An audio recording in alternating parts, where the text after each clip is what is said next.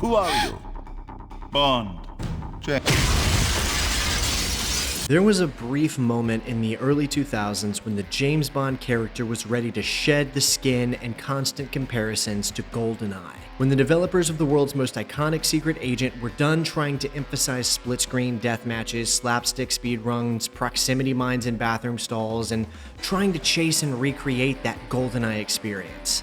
When they didn't just want to make the next 007 video game anymore, they wanted to make an interactive cinematic 007 movie. Fully voiced cutscenes, Hollywood actors, explosions timed to musical cues, a Bond game that was done borrowing or adapting the films and was ready to usurp them. 007 Everything or Nothing is one of those games that was subject to a very strange time in gaming history. Released in 2004, wedged between Bond's growing identity crisis and EA's experimental phase with the IP. Pierce Brosnan was finally all in for the first time, lending both his likeness and voice to the experience, cementing its validity as far more than just a licensed tie-in game, and making it feel like an entirely new entry in the series all in its own right. You've got the cast. What they've done here is they've created the whole ensemble of a Bond movie within the world of video games. I've seen other people crack at it, but this time they've got my likeness and they've got my voice. Not to mention other notable actors reprising their roles in full, with Judi Dench returning as M, John Cleese portraying Q, and what would end up being his final appearance, and even Richard Kiel as the notorious Moore-era villain, Jaws. And of course, arguably the most widely discussed actor involved being Willem Dafoe, making his own mark on the 007 franchise by portraying the story's Bond villain, Nikolai Diavolo. Beautiful, aren't they? First, we take over Russia, then we unleash our little nanobots on the world. A character who is revealed to be the student of Max Zorin, Christopher Walken's villain character from A View to a Kill, making this game something of a soft sequel to that film, actually. I'll talk more about that later. Not to mention stellar performances from Heidi Klum and Shannon Elizabeth as this entry's Bond girls. As if that wasn't enough to prove the developers' genuine desire to spare no expense, they also brought in Bruce Fierstein to pen the game's story, as he is best known for writing the screenplay for the GoldenEye film, the story and screenplay for Tomorrow Never Dies, and co-scripting The World Is Not Enough. New villains, exciting set pieces, all of the real actors, and even an OG writer. The developers over at EA Redwood Shores were really embodying the spirit of the very game that they were trying to make by putting every single card they had on the table. You'll have everything you desire. Yes, Katya. Everything. Or nothing.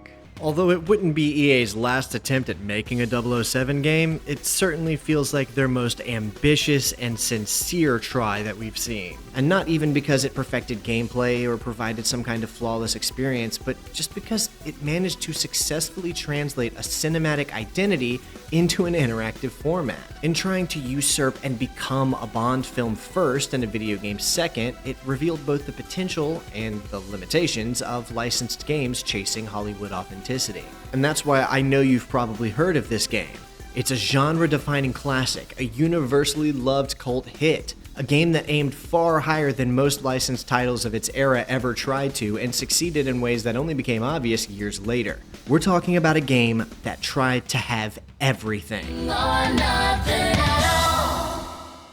Not only does Everything or Nothing deliver on a complete 007 experience featuring everything from driving to shooting to gadgets and even a complete melee combat system, it offers up an expansive assortment of different levels that really allows players to enjoy each of its systems in a meaningful way. This prevents certain mechanics from feeling like they were included as unfulfilled novelty mechanics, and makes it all feel like meaningful parts of the overall gameplay. Well, except for that one really short helicopter flying mission. I feel like we should have gotten at least one more of those, but we'll get there. And not only that, but the developers over at EA Redwood Shores, who would go on to become Visceral Games years later, RIP, managed to develop an experience that would predate several trends that other massive titles would be chasing for the next decade. Cover shooting mechanics, spectacle set pieces, fluid movement in and out of shooting and melee combat. Sound familiar?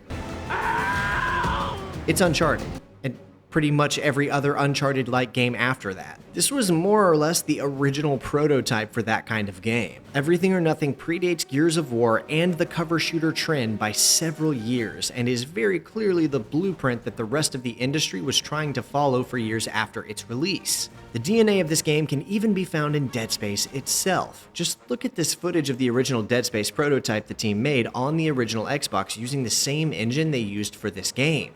We used an old Bond game engine to make the game on the original Xbox. Now, for how influential this game very clearly is, I feel like I don't see it talked about nearly enough. Most of your favorite games were built on the shoulders of this giant. Everything or Nothing walked so Uncharted and Gears of War could run, and it's also one of the best 6th generation games of all time.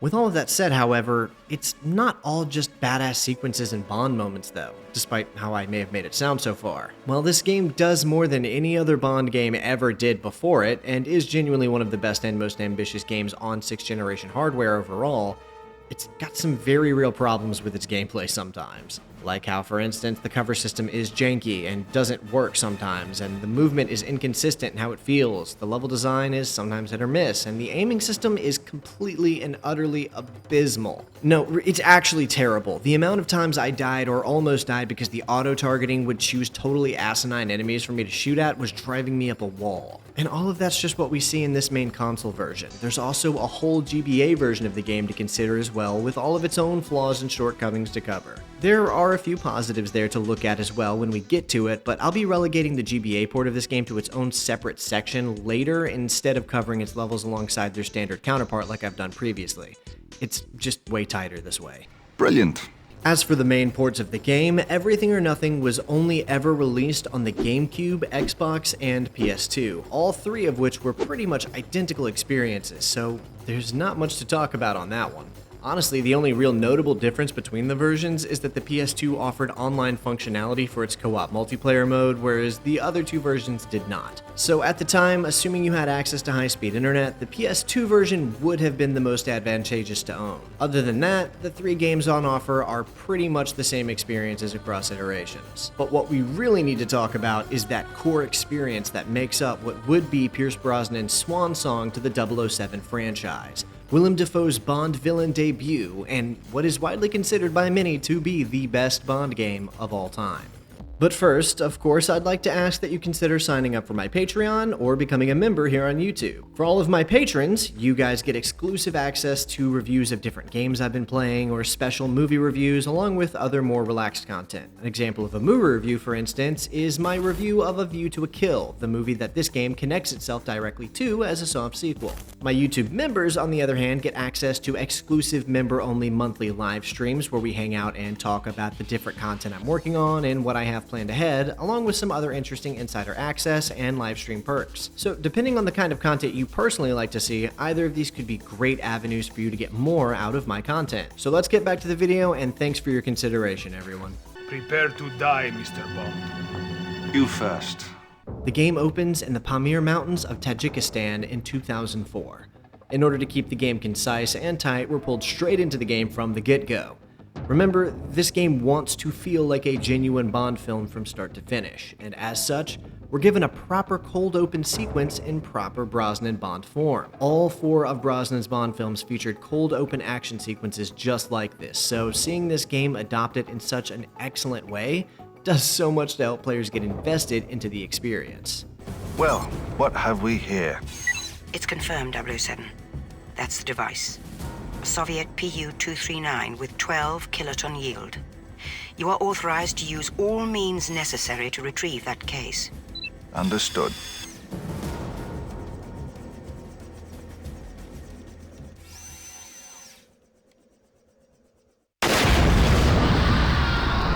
It's a trap! Kill them!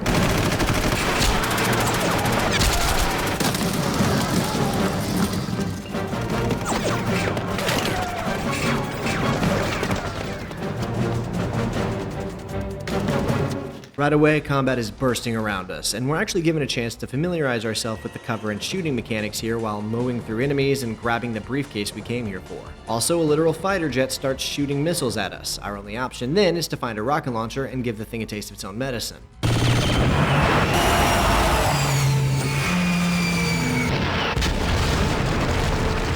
If you're not seeing the explosive appeal of this game yet, then just wait.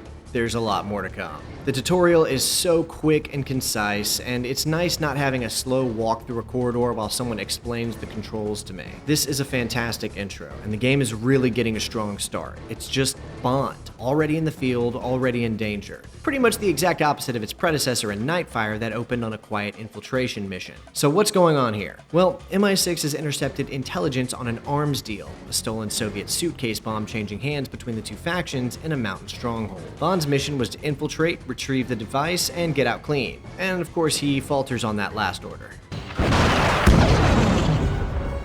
What started out as a relatively contained extraction mission quickly spiraled into the kind of controlled chaos that Bond seems to magnetically attract wherever he goes.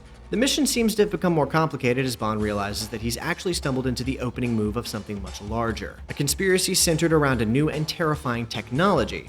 Nanotechnology, to be specific. Self-replicating microscopic machines capable of consuming metal on contact, and in the wrong hands, the implications are almost incomprehensible. So, Thursday for Bond. So we've already got our end-of-the-world doomsday scenario plotline going. And speaking of the wrong hands having it, they do. Those hands belonging to Nikolai Diavolo, a man with resources, ambition, and a personal history with the Bond universe that makes him far more dangerous than your average megalomaniac. Of course, as we already established, he's portrayed by the venerable Willem Dafoe, but we'll get to him later. Oh, and side note, but I just feel like I have to point out that the opening title sequence of this game is one of the greatest title sequences in all of 007 history, movies and games alike. In between missions, we get these little interludes where John Cleese debriefs the player with explanations of different weapons and gadgets that they'll be using. It's really cool that Cleese has so much dialogue in this game since this was his final outing as Q, and he does a great job here, as always. Grenades disguised as coins. Toss one of these at your enemies to make short work of them. Following this, we enter into Mission 2, which is really just a VR tutorial for the player called MI6 Training. And it's exactly what it sounds like. Q walks you through the basics, movement, combat, gadgets, the whole repertoire. It's the game politely introducing itself before things get more complicated. And honestly, it feels pretty great. The controls are responsive, the movement feels fluid, and the combat system shows enough promise in these early moments that you can genuinely feel what the developers were going for. There is a satisfaction to the way Bond moves through the training environment. It feels deliberate, confident. It's pretty great. The melee system gets its first real showcase here too, and it's immediately one of the more impressive things about the game for its time. Contextual takedowns, fluid transitions in and out of hand-to-hand combat. It feels like a system with real thought behind it rather than just a button you press when someone gets too close to execute a melee animation. If you're not seeing where games such as Uncharted were taking notes here, then you're just not paying attention. We also get to learn about some of the game's major gadgets, like the Q-Spider and Bond's grapple gun, which is a very important mechanic that we'll be using repeatedly across the entire game. I like the grapple gun too. It adds a great element of verticality and environmental observation to the experience. The cover mechanic is more fully introduced here too, and in the controlled environment of a training facility without a dozen enemies trying to kill you, it works exactly as intended. Clean, intuitive. But that's the thing about this training mission though. It's a controlled environment where the game isn't actually trying to take you down yet, and that matters a lot more than you might think. Because as we go, I'm going to be criticizing this aiming and cover system more and more. Anyways, with our training out of the way, it's time to begin the game in full as we head to Cairo for the game's next mission. We've tracked Dr. Nadanova to this facility. You are to secure the Doctor and destroy the nanobot prototypes. Good luck, 007.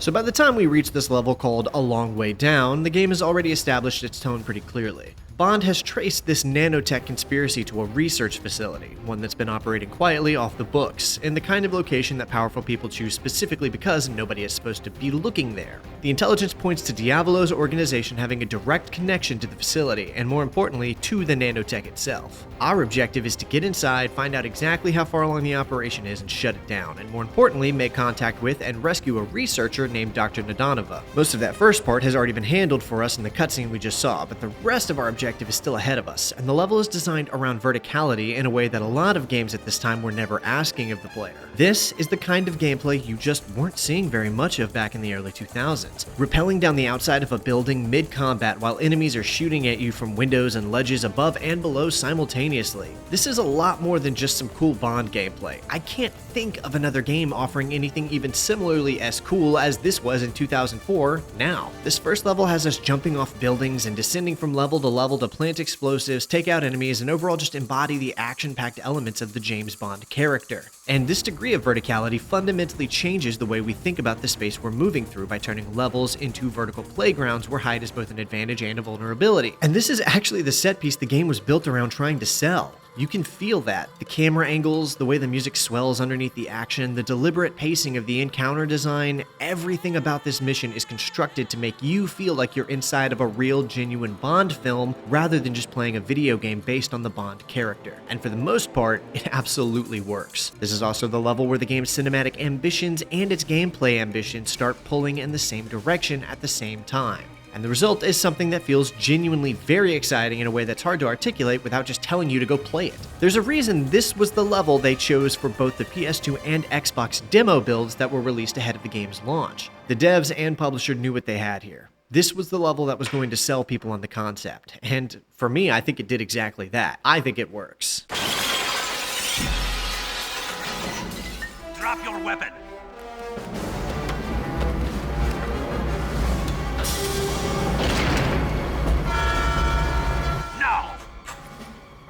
Sorry, gentlemen, but I have a train to catch. The situation isn't over yet, and the game still has some incredible moments and mechanics left up its sleeve to show off. The nanotech facility has been compromised, Diablo's organization knows MI6 is onto them, and the window for getting ahead of this conspiracy is closing fast. Intelligence has led Bond to another thread, though, one that's literally in motion. A train. Using a Porsche Cayenne Turbo with cloaking technology, we get the game's first proper driving sequence, and I'm pretty sure it's a genuinely strong one. Because that said, driving missions aren't really my wheel of expertise, so I wouldn't know if it's good or not. I just really like most driving games, good or bad. Except 007 Racing. Luckily though, I happen to know a guy. So for all of this game's car missions, I've once again reached back out to my boy No More Mercy, who's something of an expert when it comes to driving games, having spent the last year or so deep diving the Need for Speed series, and even having covered the Burnout series as well. So with his help, I really feel like we can give these missions the analysis they deserve. Hey everybody, Mercy here. First off, a huge thank you to Evan for having me on. Let's dive into the train chase mission. It's a short one from start to finish. The mission only took me about 3 minutes, but in this case, brevity is a strength. It is total chaos from the jump with explosions rocking the screen, while enemies in what look like jeeps and motorcycles pepper you with machine gun fire. It is just a classic high-octane Bond set piece. And the closer, Bond launches his Porsche Cayenne Turbo off a massive cliff just to finish the job.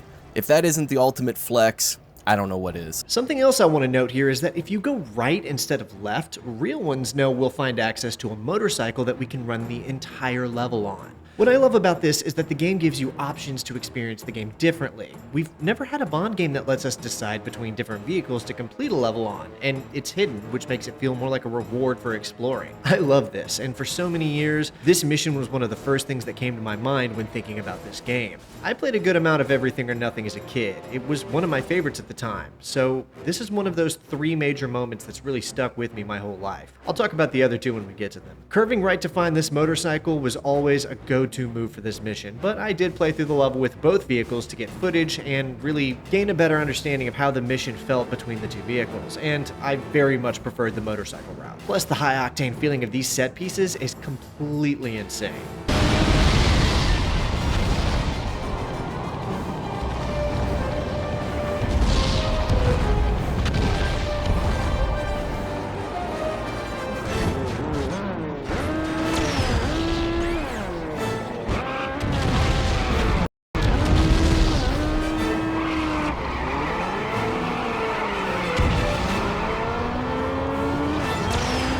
There's just under 30 different missions in this game, though, and a lot of them range from 5 to 10 minutes long, so I'm not going to be spending this long on all of them, both for the sake of time and also just because for some of them there's not a whole lot to talk about.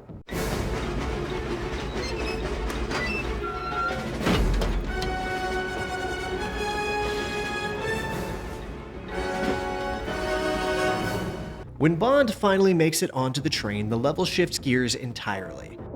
Now you're moving through carriages, dealing with enemies in tight quarters, and the confined space puts a very different kind of pressure on the combat than anything the game has asked of us yet. We're also getting a chance to experience our first proper attempt at a stealth mission in Everything or Nothing, although predictably, you can and probably will very quickly alert the guards to your presence. But the point is that the devs wanted to give you an option for a stealth element, and even bothered with stealth kill animations, which I love.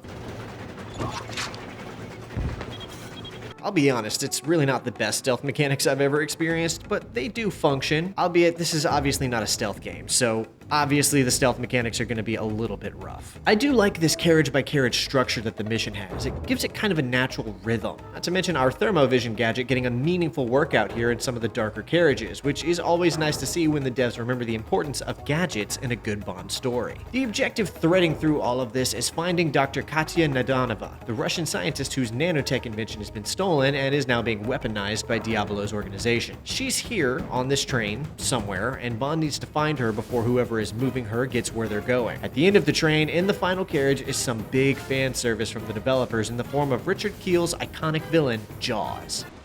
I don't suppose we could just talk about this.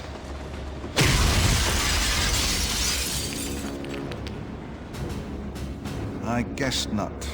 This is not the first time we've seen Jaws in a Bond game, as he's been a selectable player model in several of the previous entries' multiplayer modes, but it is the first time we've seen him be incorporated into the game's actual plot as a narrative character, and even serves as our first boss battle. It's also the only game that actively credits Richard Kiel for his likeness, which I do appreciate. The boss fight itself is also pretty creative for its time. Jaws is immune to conventional weapons, because of course he is, so Bond has to use the environment against him. Jaws tears the electrical pillars out of the floor and hurls them at you, and your job is to maneuver him into the streams of electricity they leave behind. It's a simple system, but it's executed with enough dramatic flair that it doesn't feel like a chore. It's just a fun boss battle. I'll say it, this feels like something that belongs in a Bond film, which is what the devs wanted.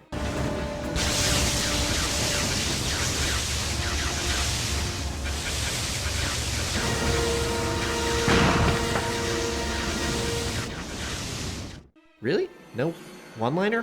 Alright, you guys know what's up. Drop what Bond should have said here down in the comments. The level ends on Bond finding Dr. Nadanova handcuffed to the train and freeing her.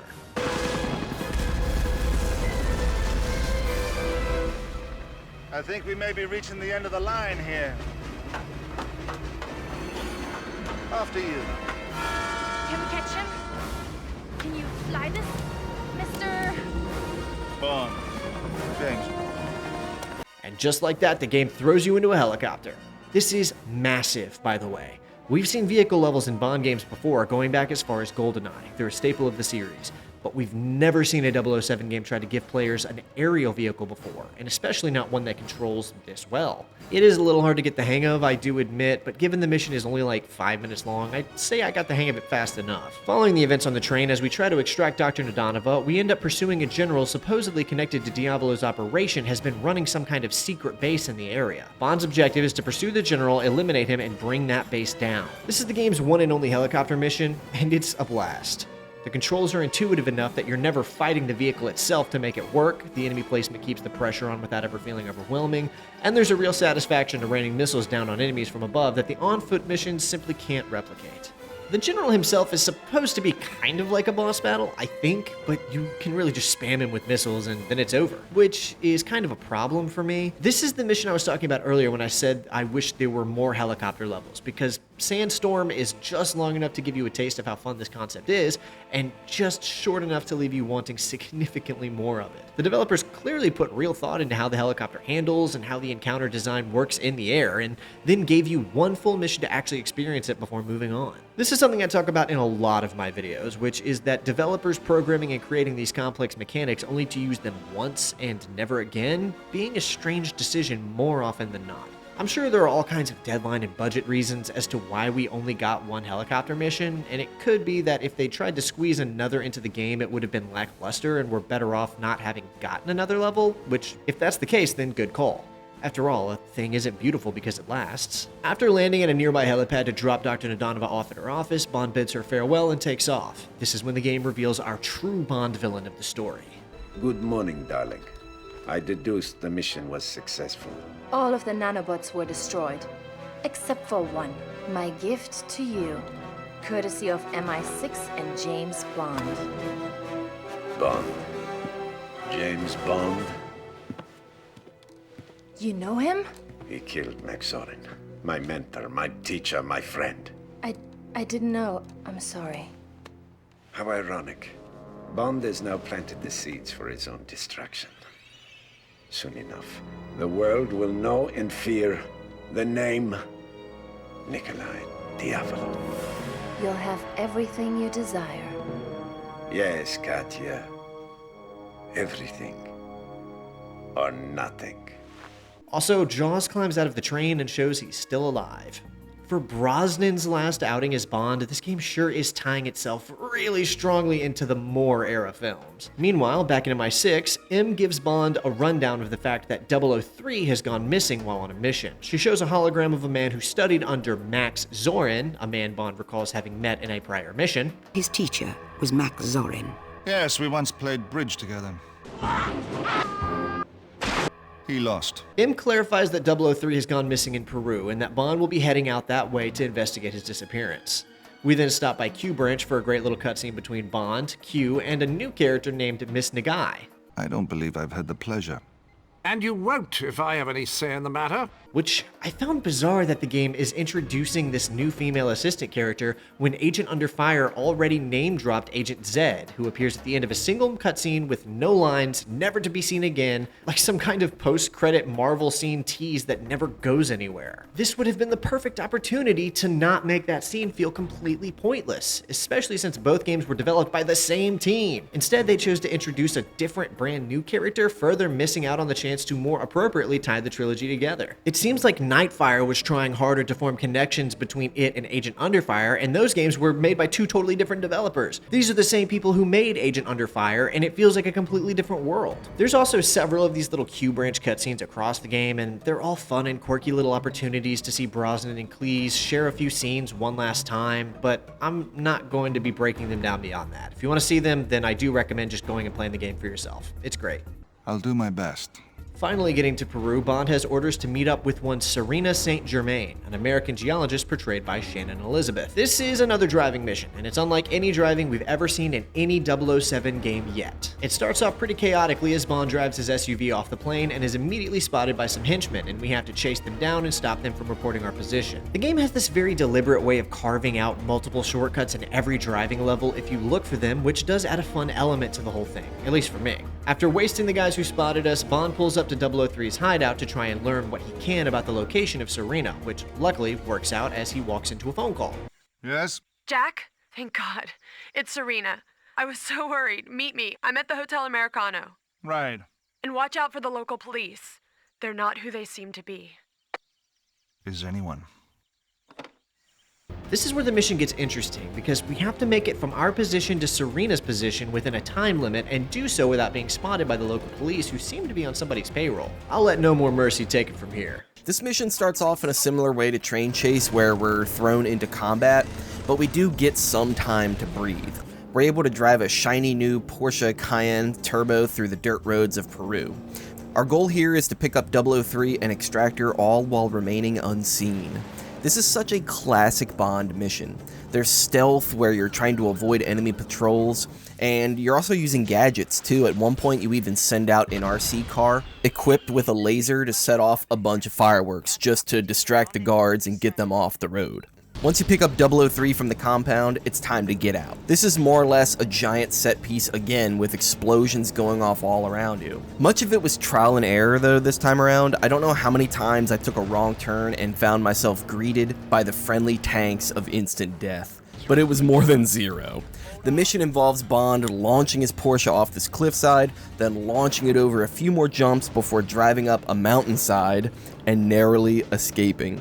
It makes you wonder, what's with Bond and launching expensive cars off cliffsides? What's the deal with that? It also does important character work. By the end of it, you're starting to understand why Bond trusts Serena and why that trust is going to matter later. The next level, Vertigo, picks up right where the last one left off. Bond is now on foot, working his way up the outside of the mountain fortress that the last mission deposited him at the base of.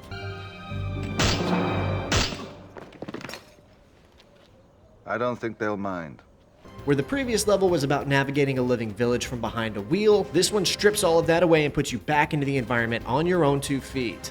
And honestly, it's a bit of a relief. The on-foot missions are where this game has its highest potential for fun. But unfortunately, in this specific mission, we're going to start to see why the fun of this game's shooting missions come at a bit of a cost.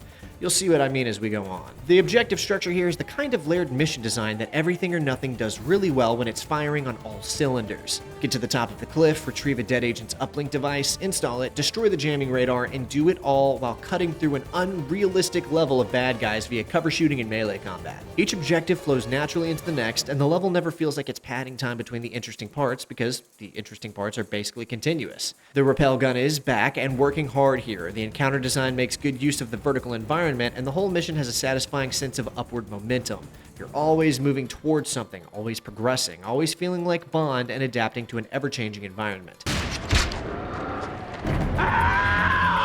There's a cool Bond moment early in this level too, built around getting through the opening section completely undetected. I'm pretty sure this is to try and encourage players to engage with the game's stealth mechanics, but like I've said many times about many of these games, that's a bit hard to do when the game's action mechanics are so much more fun. It's not that the stealth is bad, it's more so that the game is very clearly designed with its stealth mechanic tacked on as a kind of afterthought.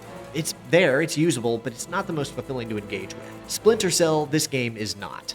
The back half of the mission gets more combat heavy as Bond works through the interior of the fortress itself, and this is where the aiming system starts to make its presence known again in a more obvious way. The interior encounters are tighter and less forgiving than the outdoor sections, and the auto-targeting will occasionally make a choice that costs you health you really didn't need to lose. Still manageable and fun enough, but the writing is on the wall at this point for what's coming. This game's auto-aiming becomes more dangerous and deadly to your playthrough than any enemy ever could be the longer you play. You are at the absolute mercy of the game choosing which enemy to target at any given time. Supposedly you can sift through these enemies at will, but it's really inconsistent on working, and when it does, even more inconsistent on which enemy it will choose. Overall, I'd say it's a strong mid-tier mission that doesn't quite reach the dramatic heights of some of the other ones in the game, but it's still a confidently designed level that makes the whole game feel worth playing all the way through. Not every mission needs to be a showstopper. Which is something of a point I'll be bringing up again later, and that's when Everything or Nothing is at its best, it's the best Bond game we've ever seen.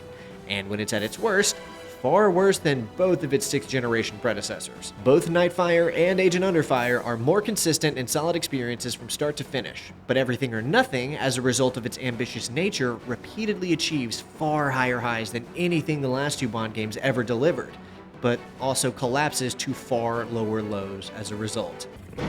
Upward and onward, 007. 003's life may be hanging in the balance.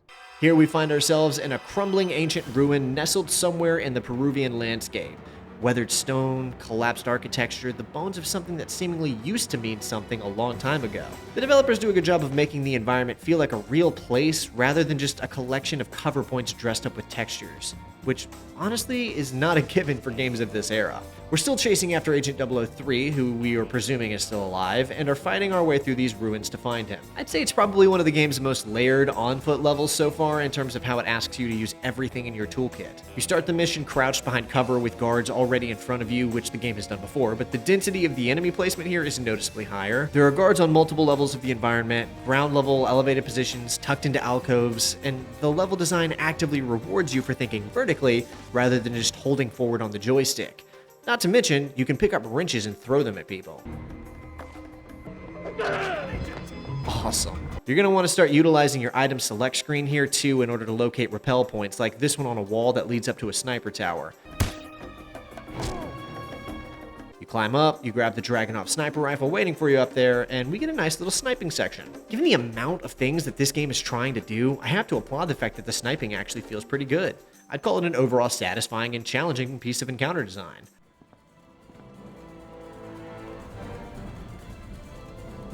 You've come on a fool's errand, 003. Sometimes I think MI6 assigns your numbers based on your IQ.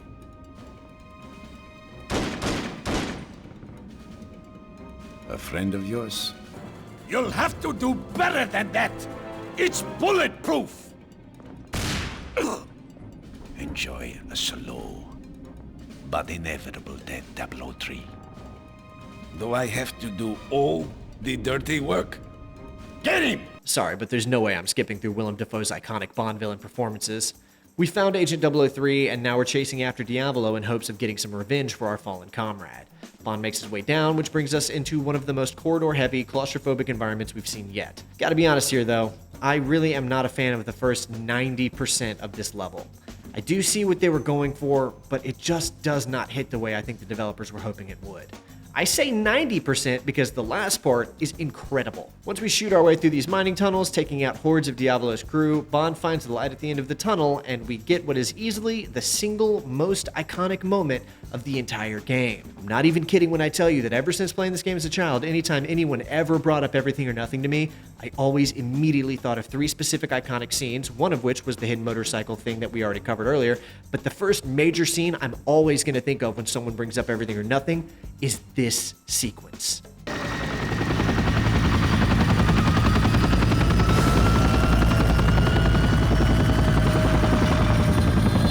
I think she's fallen for you, James.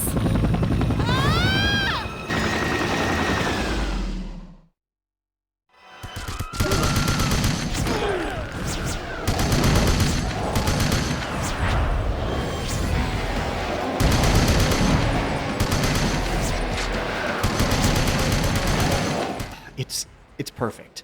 The helicopter, the femme fatale taunting Bond, the malicious play on words, and the way all of the audio just goes quiet when Bond makes the leap. It's just so good. In my opinion, this freefall sequence is the most memorable set piece in the whole game. Bond leaping off the cliff face, dodging obstacles, shooting enemies on ledges, trying to close the distance on Serena before they both hit the bottom. It's chaotic, spectacular, and exactly the kind of moment that I think justifies every design decision the developers have made about this game's cinematic ambitions. Exemplifying in full the vision of a Bond game so cinematic that it could basically serve as a movie-like experience in its own right. Nice to catch up with you again.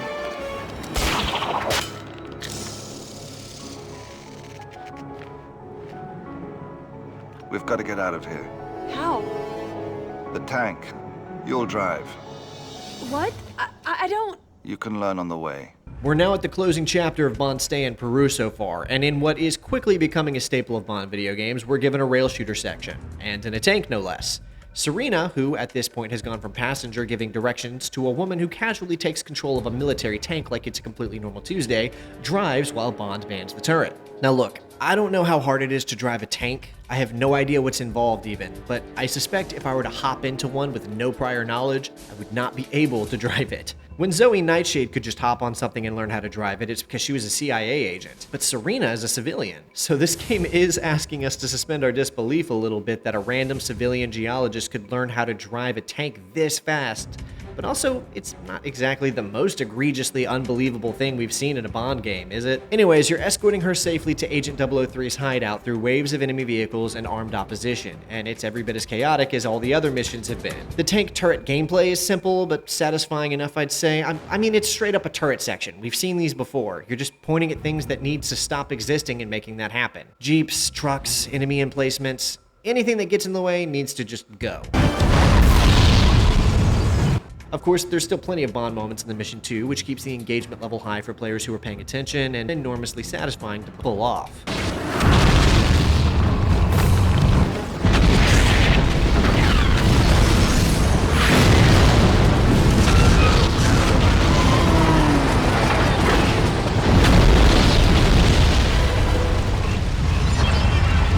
Then about halfway through, the vehicle mission switches things up after we drop Serena off at 003's hideout. Bond tells her he'll be in touch, and we're given the Triumph Daytona 600 motorcycle armed with all of the fundamentals you'd expect, courtesy of Q-Branch. The game has us racing towards an extraction point before the time runs out, with enemies on all sides doing their absolute level best to make sure you do not make it. It's a really short segment in theory, but man did it actually take me several tries to succeed. The first few times I was too late and Bond didn't make it. The mission ends with Bond driving directly into the Q-plane in a moment that is simultaneously insane and yet completely in keeping with the Bond franchise's long and proud tradition of absolutely ridiculous vehicle exits.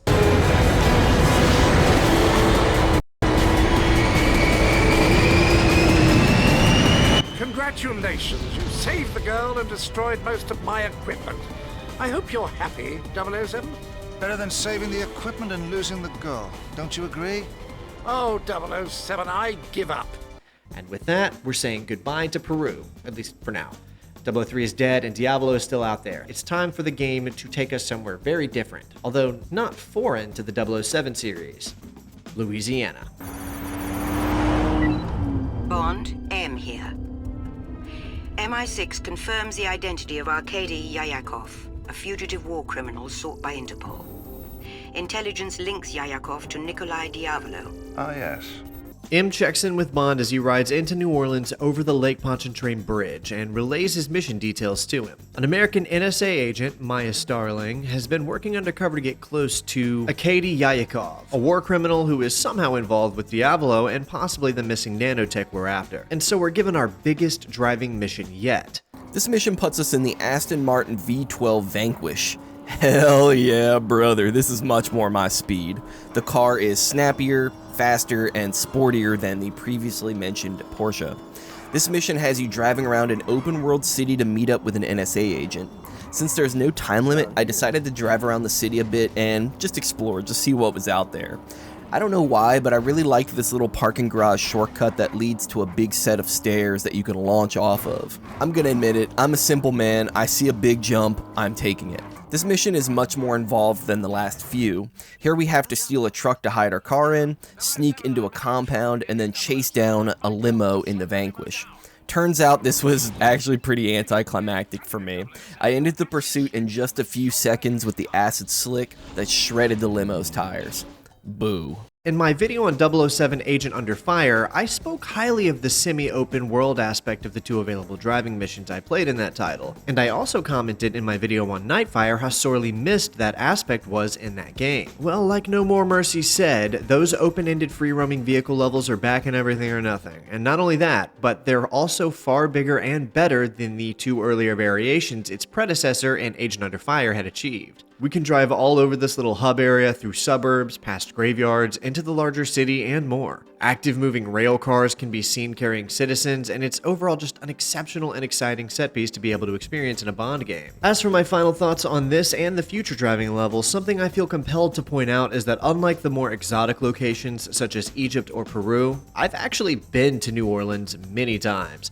In fact, I grew up not too far from it, so I'm pretty familiar overall with how New Orleans looks and feels. So with that knowledge, I just wanted to comment on a few things about it. Mainly the roads. New Orleans has some of the worst, most unkempt and destroyed roads I've ever seen in my life. So this little segment of me driving through this residential district, in real life, you'd be dodging so many potholes you wouldn't be able to brake 20 miles an hour. Also, as you'd obviously expect, this is significantly smaller than the real New Orleans, but it is a video game, so that's totally fine. Back to the game though, the objectives in Mardi Gras Mayhem, the name of this mission, are genuinely varied in a way that makes the mission feel more like a Bond film scene than almost anything the game has done up to this point. We, the player, have to seek out a payphone that Bond then answers, where he speaks with our contact Maya Starling, who then gives us a tip on how to enter Yayakov's warehouse by stealing a delivery truck. We then race a timer across town in the Aston Martin Vanquish, which is making its first proper appearance in the game and handles like a dream. Again, just like No More Mercy said. I know that we're only really getting this car because it's what he had in Die Another Day, but I like to pretend that this is just additional confirmation that Everything or Nothing is a direct sequel to Nightfire, and you can't stop me. We're even being judged on the speed with which we accomplish these driving sections, as M will comment on if we were fast enough or if we could have been faster. Once we arrive at the diner and hijack a transport truck, we drive it carefully through the streets to Yayakov's compound, exit the truck, plant a tracking device on a target truck, get back in the Aston, and then chase down an escaping hitchman's limousine through the city.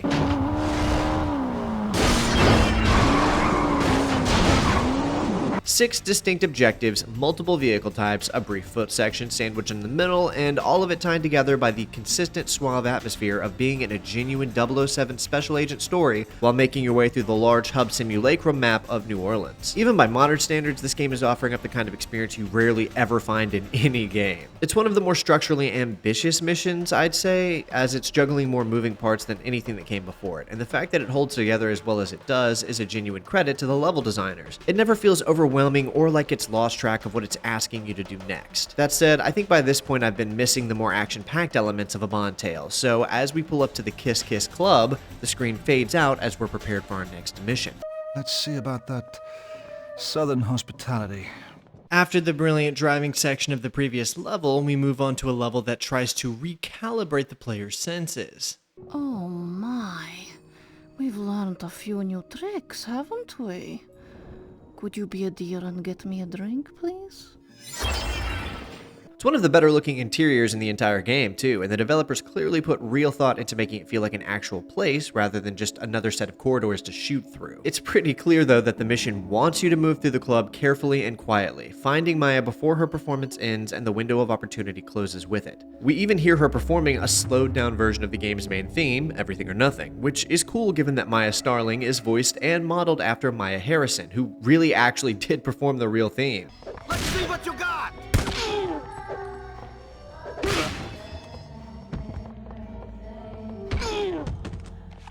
Apparently you can stealth through a lot of this mission if you try, but again, I didn't do that. Maya's situation when Bond finally reaches her is exactly what you'd expect. She's been made, her cover is blown, and the people who brought her here have no intention of letting her leave. Oh, you're coming with me. Kill him! James! The central room of the club is where most of the combat in this mission is concentrated, and it's a decent enough space for it. Multiple levels, good cover positions, sightlines that reward patience and punish recklessness, not to mention some fun environmental interactivity. Rescuing Maya sets off the back half of the mission, which gets considerably more combat heavy and pushes Bond through the rest of the club's interior toward the exit. It's a strong on-foot mission with some of the better functioning cover shooting that gives the New Orleans chapter its own distinct identity separate from the vehicle-heavy chaos of Mardi Gras mayhem. It's tighter, moodier, and for a game that's been accused of prioritizing spectacle over substance, it's a reminder that Everything or Nothing does occasionally do atmosphere just as well as action when it puts its mind to it. But it's still an overall pretty short mission. I think this one can actually be completed in like maybe 3 minutes if you're just rushing through it. Now, before we move on to the next real mission of the game, we need to talk about a level that a lot of people who played Everything or Nothing never actually saw, myself included. This mission is called Underworld and is a secret mission. It doesn't appear in the typical mission list or your average playthrough, although it does sit chronologically right here in the game's progression. The only way to unlock it is to earn 11 gold medals across the campaign, which will more than likely require going back and replaying earlier missions on harder difficulties and hitting score targets that aren't exactly handed to you on a silver platter. I had no idea this mission even existed until doing research for this video, and I had to go back in and decided to just go ahead and platinum several of the vehicle levels in my quest to gain my 11 gold medals. Now, I had already gotten gold in several missions already just by playing naturally, so I only had to play a few extra missions, but it's crazy that I've never even heard of this until now. For a significant portion of players in 2004, this mission just didn't exist, which, after playing it, I mean, to be honest with you, we really weren't missing out on that much. I mean, it really just feels like it was designed to be an additional segment of the Kiss Kiss Club level we just finished, but they probably didn't have the storage or couldn't optimize it or something, but because so much of it was almost done, it feels like they just plucked it and made it an unlockable secret level rather than finishing it. It's not a spectacular level. The developers themselves clearly weren't treating it as a showpiece. There's no Bond moments even included, there's no platinum targets, and it really does feel more like cut content than a bonus mission. There's this little area where we can use our Q-Spider to enter and blow up, granting us backdoor access into a room loaded with guards that was clearly designed with being a Bond moment in mind, but it just never got to that point in development. That said, this does lead us into what I think might have been my favorite mission of the whole game. The Rouge. It seems our star performer here has double-crossed us. She's yours now. Give her a death that will make us all applaud. I'll take great pleasure in my performance.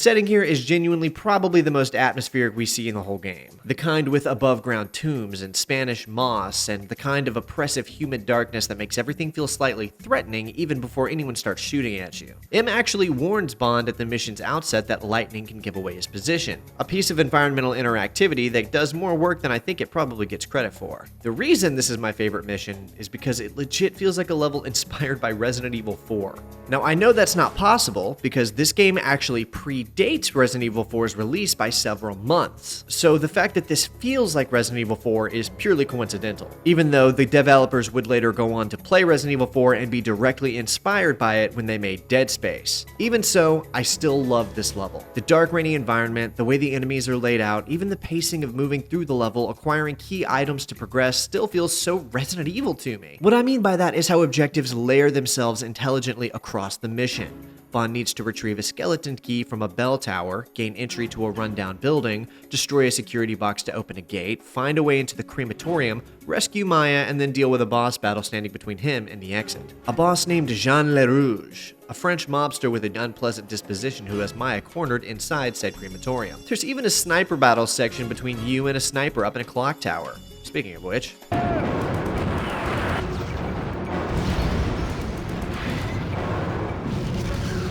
The mission as a whole just feels like the game was leaning harder into its cinematic atmosphere and level design than what we've seen before, really allowing the environmental detail to stand out. The lightning, the tombs, the decaying architecture, the furnaces, it all adds up to a level that feels cohesive and considered in a way that most of these missions don't quite achieve. Also, the boss fight against the Rouge is not bad at all. It might even be the best one in the game.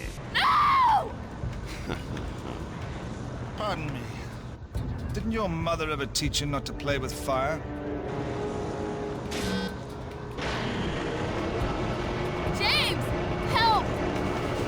Agent Maya Starling is in the room with us as she's being dragged towards the crematorium fire while we have to fight Le Rouge. Throughout the fight, we'll have to keep hitting that switch to stop the pulley, and Le Rouge will keep trying to turn it back on while you're in cover, which adds a layer of pressure to what could have been a straightforward fight and elevates it into something more interesting. Overall, this is easily the best on-foot mission in the New Orleans segment, and one of the strongest levels in the game in general. It's moody, well-paced, has a boss fight with genuine stakes attached to it, and uses its setting with more intelligence and intention than almost anywhere else we see in the campaign. Super cool level.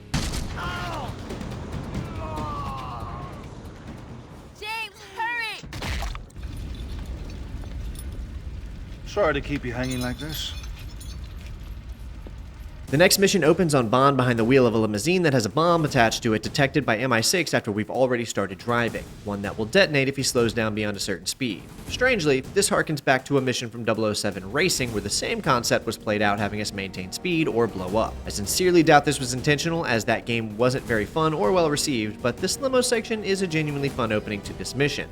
For this mission, we're back in the city, except in an unarmed limousine with a bomb strapped to it.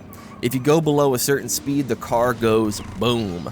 I didn't struggle too bad with this one. I figured it'd be harder without weapons, but the enemies lay off after a while.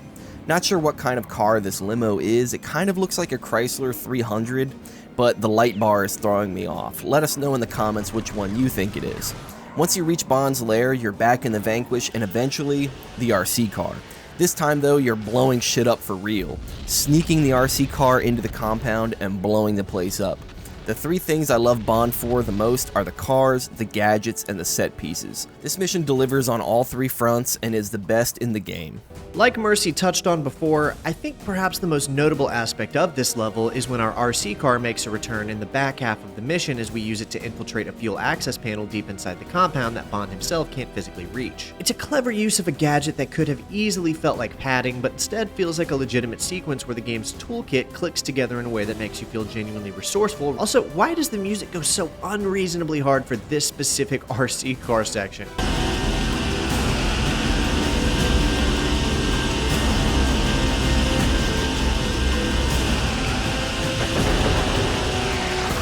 The mission ends with Bond delivering Maya safely to her apartment. Thank you for saving my life. Perhaps you can return the favor sometime. Who's keeping score? And with that, we can say goodbye to the New Orleans section of Everything or Nothing. But we're not out of Louisiana just yet. MI6 has followed the tracker we placed on a shipment truck a few missions ago to a massive plantation house in the bayou, and Bond aims to make himself at home.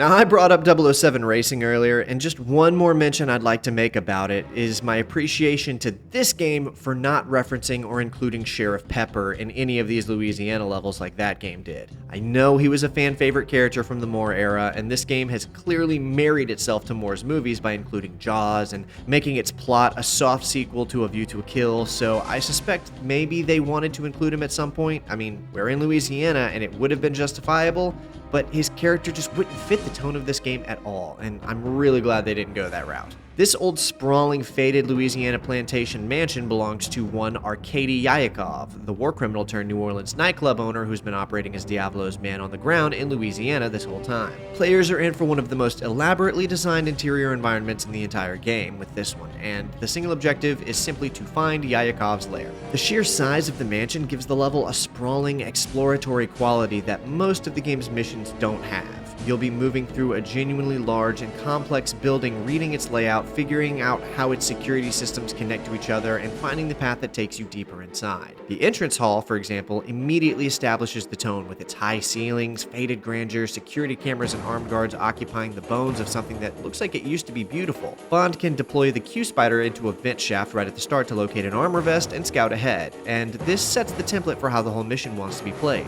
Patient, methodical, using every tool in our kit rather than just pushing forward, shooting and punching people. Though you absolutely can just do that guns blazing if you want. This is another level that's definitely trying to accommodate both a stealth or action approach, and that's a design philosophy that Everything or Nothing doesn't usually get away with, but it does kind of work here. The attic section is a particular highlight, rappelling up to the ceiling to find a hidden passage that drops down into a completely different part of the mansion below, which is the exact kind of architectural exploration that I think makes this game stand out as one of the best PS2 games ever made.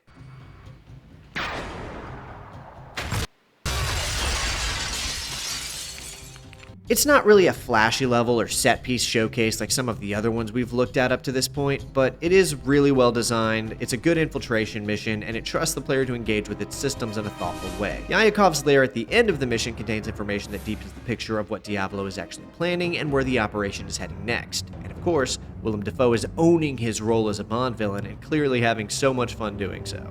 Out of these microscopic machines, a giant empire will grow.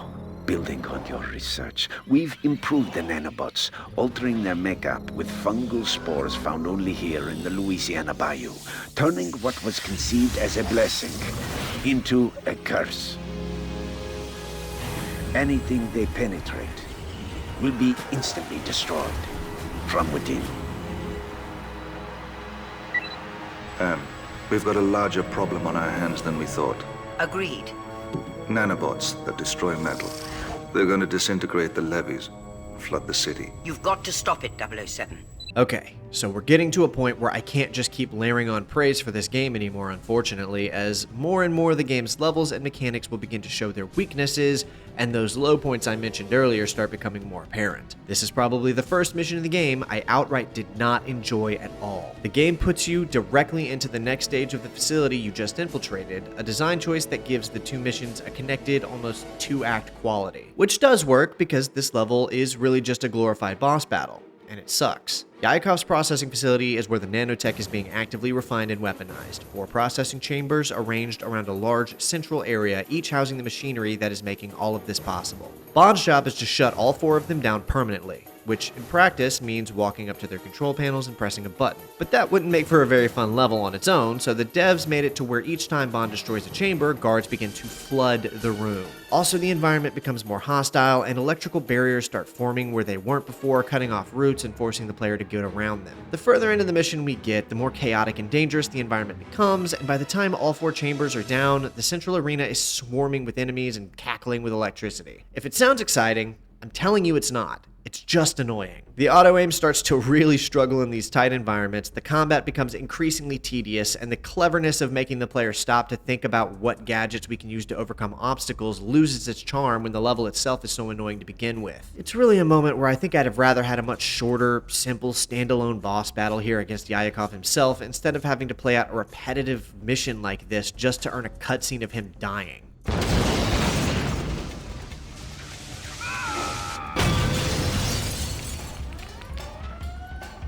Oh yeah, and Jaws is back.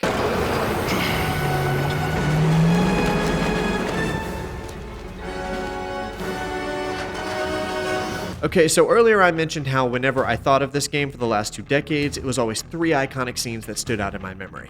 The hidden bike, the leap of faith, and this entire level. I'd be willing to wager that if you ask most people who've played Everything or Nothing before what their single favorite mission was, a disproportionate number of them are going to say the Pontchartrain Bridge, because it's sick.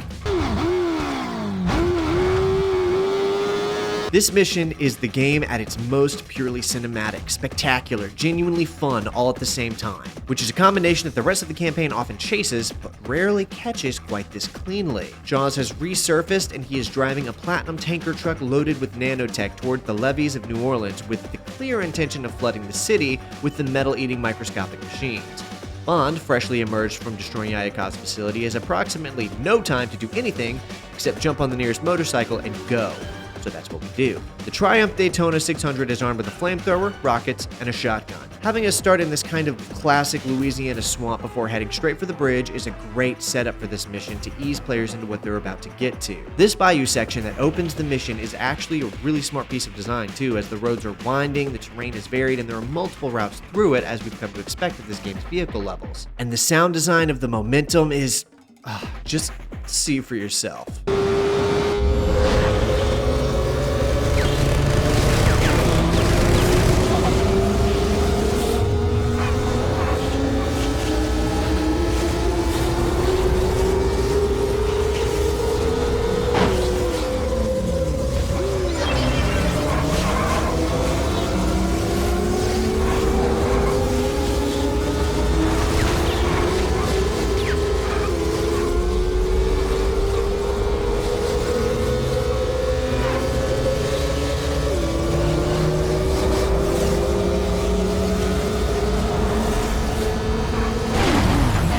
This mission puts you on a bike for the first time. I'm not much of a bike guy, so I had to look this up.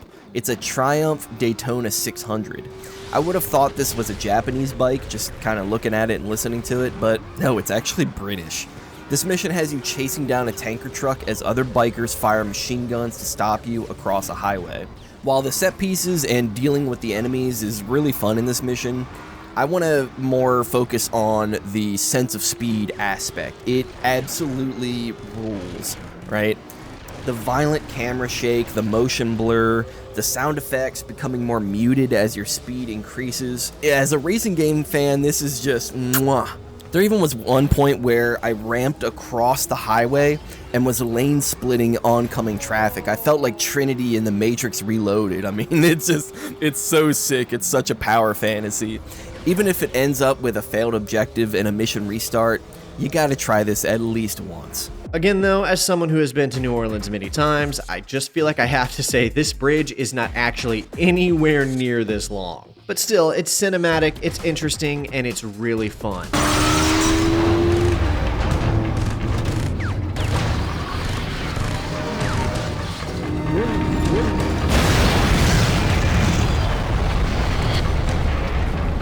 Fucking awesome. When Jaws' tanker finally crashes and plunges into Lake Pontchartrain, the relief and exhilaration feel genuine.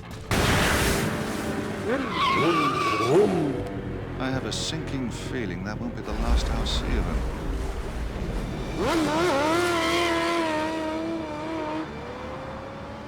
Just to reaffirm an earlier point I was trying to make, the game's quality does certainly dip below anything we saw Nightfire deliver at times, but then in instances like this manages to soar above anything Nightfire ever delivered at times as well. Anyway, we're headed back to Peru again now as the game enters its third and final act. Time to pay Diablo a personal visit. But James, that's impossible. You'd have to win one of his races. Automobile races? He collects exotic cars, flies in the drivers, has dinner with the winner. So all I have to do is switch places with one of the drivers. Even if you could, what makes you think you can win? I can't afford to lose. After the bombastic chaos of the second act in New Orleans, this mission is slowing everything down as it takes a breath and offers up a much shorter on-foot mission for players to chew on. We find ourselves in a hotel in the Peruvian coastal town as M advises us to employ stealth and avoid detection. It's not actually advice, it's just the game warning you that if you get spotted, it's going to show you a game over screen. It's a quirky little section of the mission because the game's stealth just isn't very good. We're given sleeper darts that come in handy, but the movement isn't really designed with avoiding detection in mind. It's legit easier to just sprint up to people and immobilize them before they sound an alarm than it is to dodge and stealth execute them. The hotel itself is a compact and well-designed environment, a lobby, a patio, a second floor with cameras and guards, and a series of interconnected rooms that reward a little bit of exploration without ever feeling like a maze. The security camera system is a major obstacle here as well. Looking back, I see we're supposed to use the EMP grenade to disable the cameras one by one, but I straight up just didn't think to do this. It's not a long mission, nor is it complex in terms of objectives. I guess it's fun enough on its own right, but its real purpose is clearly intended just to familiarize the player with the area while allowing them to be involved in acquiring the race suit needed for Bond to participate in the rally race, which, speaking of...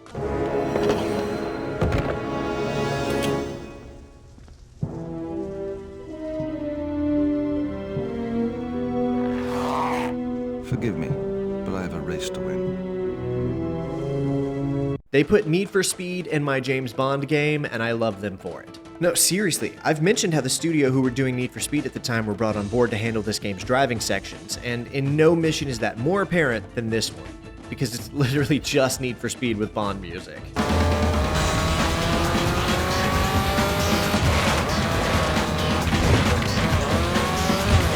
The prize for winning this race is dinner with Diavolo, and that's Bond's ticket to getting in the same room with the man. So here we are, racing in a Subaru Impreza somewhere in Peru, competing against a field of drivers who are blissfully unaware that the man in the lead car is a British secret agent. This mission right here is, of course, my favorite in the entire game.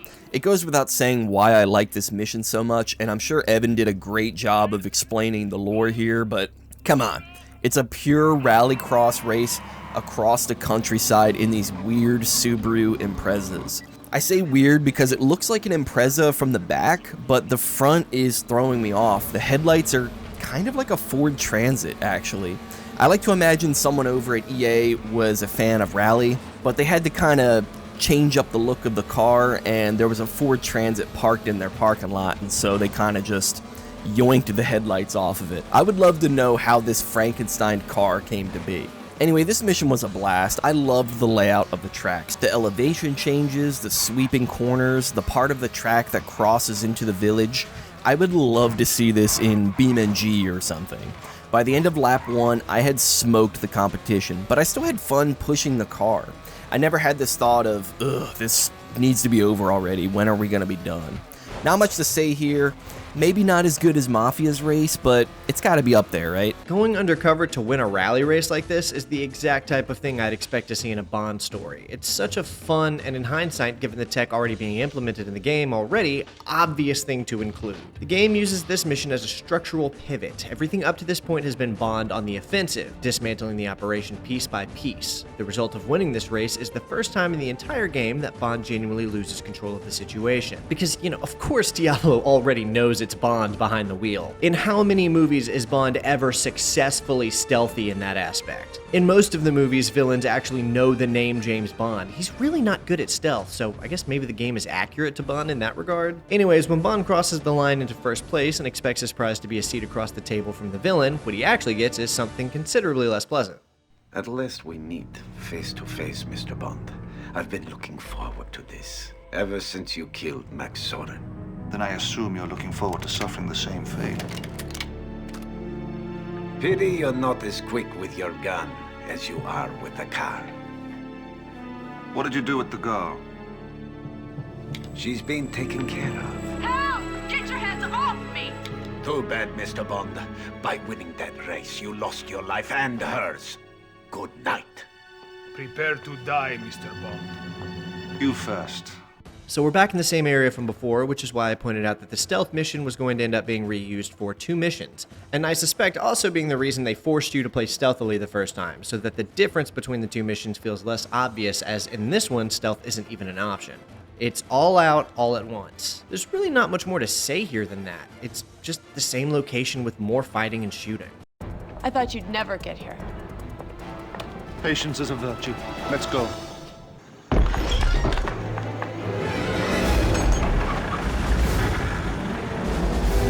I think we're outnumbered here. But not entirely out of luck. Forgive me, Q.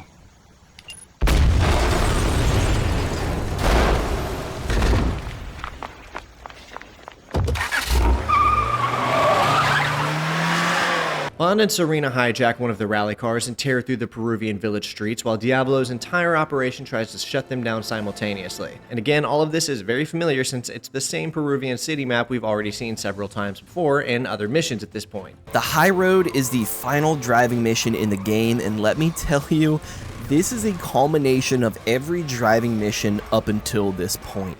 It starts off in that rally car, dodging explosions until you swap it out for the Triumph Daytona from earlier. We drop Serena back off at her house, and Serena tells Bond about a platinum mine on the other side of town that she overheard the guards talking about, and in a bizarre move, Bond just leaves the stolen car in front of Serena's house and goes to get his motorcycle? Like, okay, won't they find that car immediately and start bashing doors in until they find her? Anyway, the game now lets us experience the village from a whole new angle that makes it basically feel like a new level as a rooftop route opens up, leading Bond to weaving across the village rooftops on a motorcycle. This is where this mission truly goes batshit, where Bond's idea of finding an alternate route to his destination is to not take the long way, but instead by jumping from rooftop to rooftop, blasting through narrow passageways, and even someone's house at one point.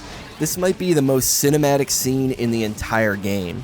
While playing this, I couldn't help but imagine what this would look like on the big screen. I even replayed the mission to try to get more cinematic footage for this clip. As you can tell, it didn't go well.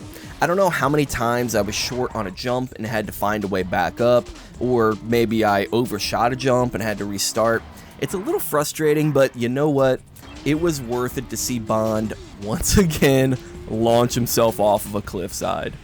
That just about wraps it up for me though. Thank you so much to Evan for having me on, and enjoy the rest of the video. It's a super memorable moment in the game because it's so cinematic and interesting. I don't even know if we've actually seen anything like this in a Bond film that I can think of. Is the game actually becoming more cinematic than the films that inspired it? I mean, just look at this. It's short, punchy, and moves with the same kinetic energy that makes the best vehicle sections in this game so much fun.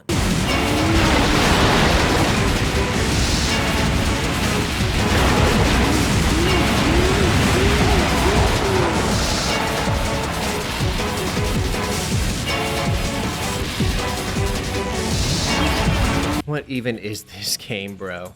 After a truly, literally unbelievable leap over a cliff and under a waterfall, Bond locates the entrance to the Platinum Mine. Making his way through the mining tunnels, Bond finds himself in an enormous factory of some kind before Everything or Nothing fully earns its Bond film credentials by having him get captured. I'm disappointed. James Bond. Delighted you could join us.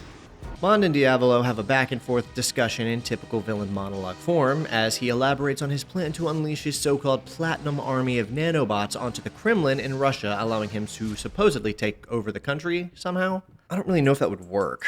Dafoe's performance is great as usual, and with a short goodbye, they leave Bond in the room strapped in the path of an industrial mining drill, slowly, inexorably advancing toward him. I mean, come on, it's the most classic, unashamedly Bond villain moment in the entire game. The death trap, the monologue, the villain leaving before the job is done. Everything or Nothing leans into this tradition completely without a hint of irony, and I appreciate that. The escape sequence that follows trusts the player to find the EMP coin grenade collected earlier in the campaign, always in the back of the gadget inventory, to disable the drill and free himself from the restraints. Bond retrieves his equipment from a nearby table and then sets about systematically dismantling Diablo's operation from the inside, destroying both the exhaust gear systems, navigating a conveyor belt section that crushes, and working through the mine's industrial machinery level by level towards the surface elevator.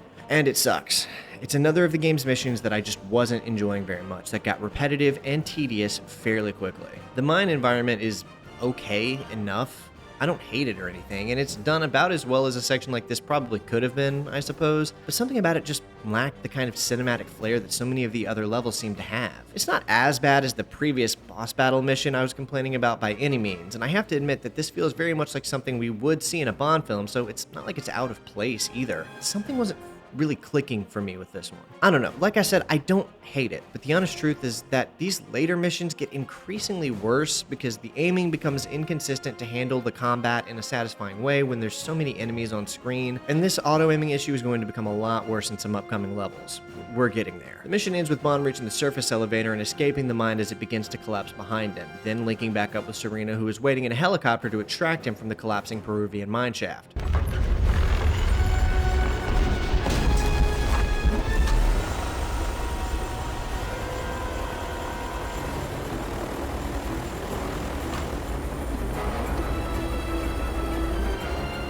Thanks for the lift.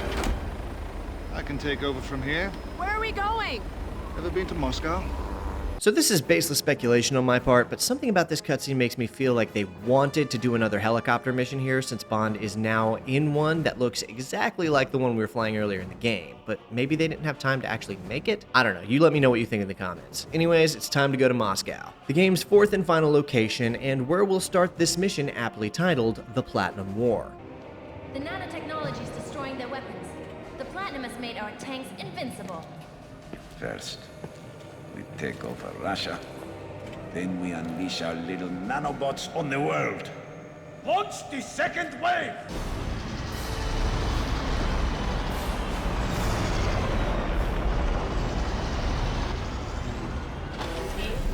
Pardon me. Mind if I drive? The level drops Bond into the Russian capital in the most dramatic way possible, behind the controls of one of Diablo's own Platinum tanks, turned against its owner's operation in the streets leading to Red Square. The Moscow streets are wide, imposing, and architecturally grand, though the layout is still exceedingly linear. There's plenty of fun moments to see here though, like firing at a fuel tank to blow a hole through a building wall, driving through this indoor area, and just overall causing mass destruction. I love the Red Square area too. This is so cinematic, man. There's AAA games that fail to deliver missions on this scale with this level of spectacle. The underground tunnel section beneath the Kremlin is where Bond needs to locate and neutralize a bomb planted in the tunnel system. Firing a nanoshell at the bomb's platform, we send it plunging into the water below in a clean and satisfying solution that feels appropriately clever to dispose of it in a way that doesn't waste the player's time. I also really liked the pillar destruction section, using nanoshells to collapse the underground structural pillars that Diablo's tank needs to breach the Kremlin wall. It's fun and continues to feel that texture of destruction this level was going for. And when we return to the surface, we see a helicopter appear carrying a giant golden statue of Diablo. It's one of the most ridiculous things I've seen in this game so far, and this shot of the statue floating above the Kremlin is the kind of thing you can only really find in Everything or Nothing.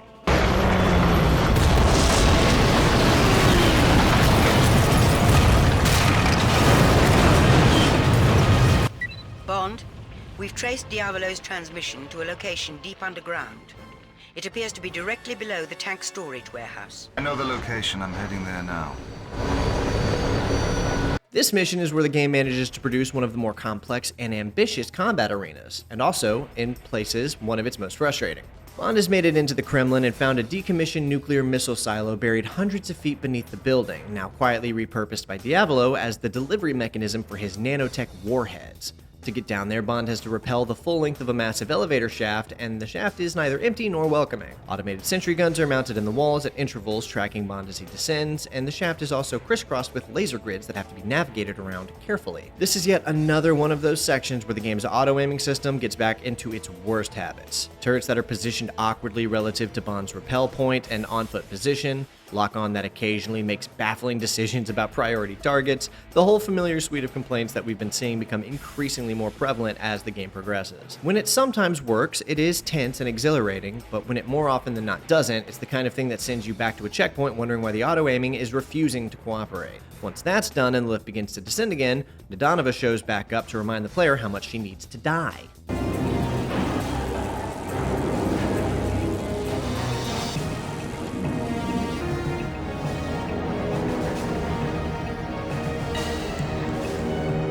You're trapped, Bond. You can't win.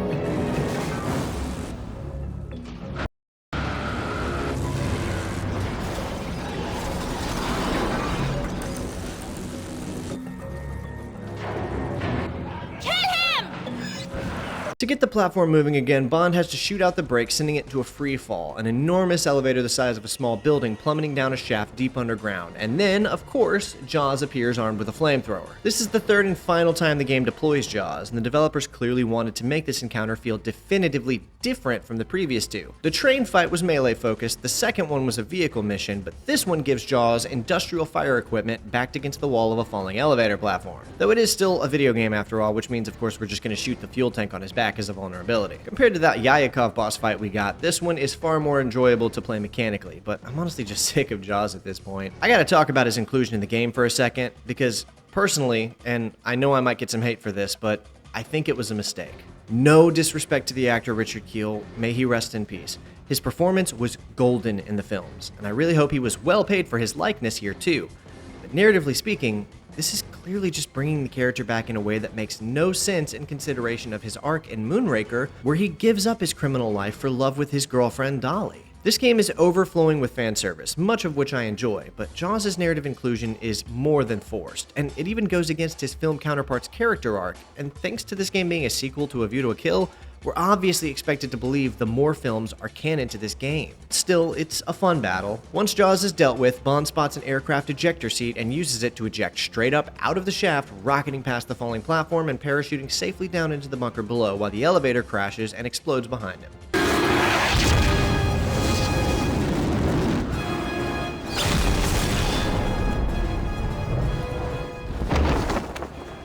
Next time I take the stairs.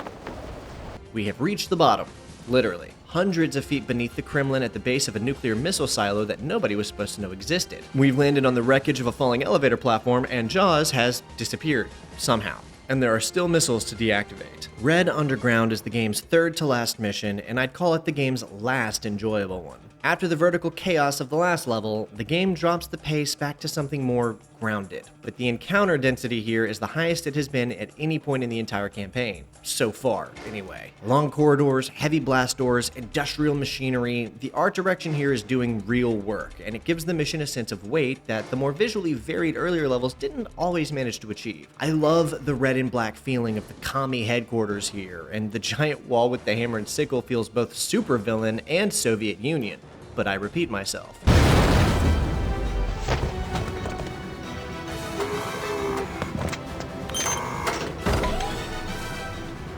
Apparently, there's all kinds of different things you can do in this level with your gadgets to really make the whole thing open up, which makes a lot of sense because otherwise it's just an unusually short endeavor even for this game. I did not do any of those things. I just employed the classic run and gun methodology that worked out very well overall. I have to admit, the game was beginning to exhaust me by this point, but we're far from done with this yet, as things only get more brutal from here.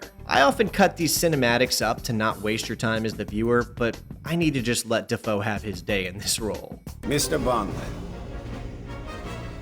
what an unpleasant surprise. You're just in time for the final countdown. Those missiles have been deactivated, Diablo. The nuclear warheads were removed years ago. That's quite correct, 007. Except that I replaced them with nanotech payloads, which will do the job just the same. Start the launch sequence. And as for you, Mr. Bond, Grab him! Throw him into the bottom of a missile silo and let him experience hell on Earth! Okay, look. I'm a big fan of Brosnan's Bond. I think he's my second favorite Bond actor right behind Connery. And I wouldn't even say he was phoning this performance in or anything, but I can tell there's something wrong. Maybe he was either already tired of the role by this point or just not really enthralled by the experience of performing for a video game. I mean, he was pretty generous with his likeness for the other 007 games his face appeared in, but this was the only one he ever lended his actual voice to and never did so again. I don't just mean as Bond either. I mean, he never did voice work for another video game again, before or after this. This is the only time he ever did voiceover work for a video game. Now, lots of actors go their whole career without ever doing VO work for a video game, so this is just speculation, but based on his performance in the game, it ranges from good to decent. A stunning development. And again, Huge Pierce Brosnan fan. I'm not saying this to be critical. It's just my observation. So I'm just considering that maybe he wasn't having a great time with it, unlike Dafoe, who is killing his role as Diavolo and has gone on to appear in several other video games beside this one. Anyways, back to the game. Bond is now inside the missile silo launch room itself, a vast multi-level space designed for the business of launching ballistic missiles, now repurposed by Diavolo as his final operational theater. Diavolo is up there in a glass control dome suspended above the room, watching and commanding what remains of his forces, and seemingly untouchable. The room has automated defense turrets mounted in the ceiling, Diavolo's own security infrastructure, and when they drop down, Bond can use his network tap to hack one of them and swing it around against its former masters. It's a pretty satisfying reversal, turning Diavolo's own defenses against him and his men. It's not bad, it works, it's a great idea for a mission. But these last missions are all starting to feel very samey in a lot of ways. Not least of which is the overall aesthetic. After taking a 2-month break between finishing the game and writing this script, I didn't even remember the vast majority of these last 3 missions because it was all so similar. So anyways, Bond fires at the glass dome, Diavolo falls, but the mission isn't over yet because now he's got a jet. You may have stopped the missiles, Bond, but you haven't stopped me. So anyway, we're gonna stop Diavolo now. Super cool in concept, but you already know what this is. Run around to avoid his rockets, fire rockets of your own back until he dies. It's fine. Workable boss battle. No, I don't think it's good. I don't think it's bad. I don't think it's that bad. I think.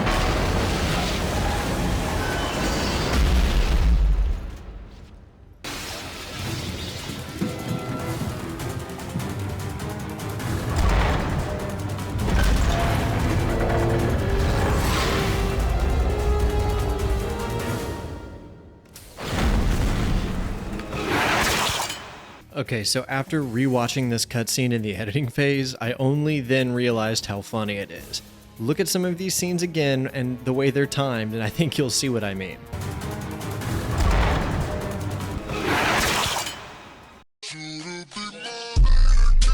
This mission, on the other hand, is fucking atrocious.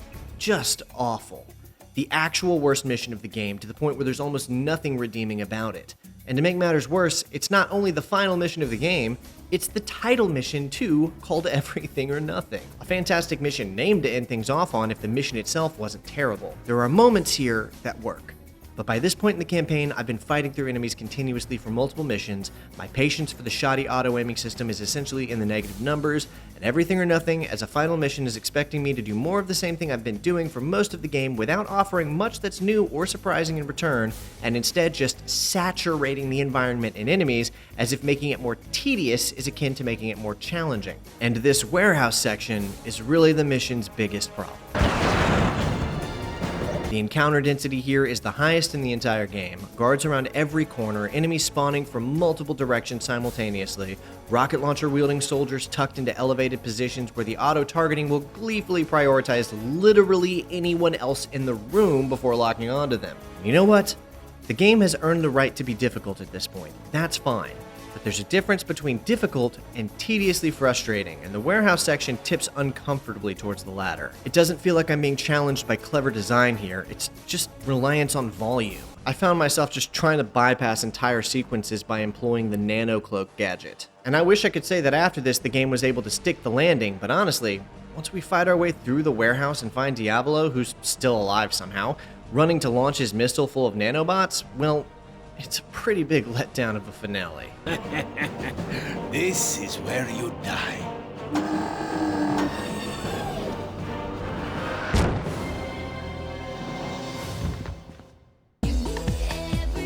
In place of a boss battle, we just kind of roll around and avoid his missiles, shoot a couple missiles back at him until the tower blows up.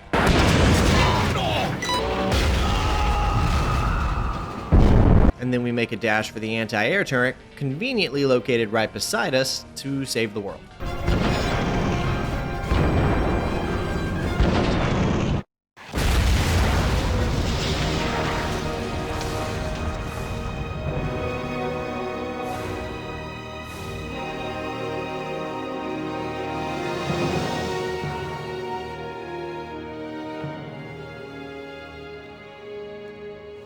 What happened? They fell for each other. And what about us?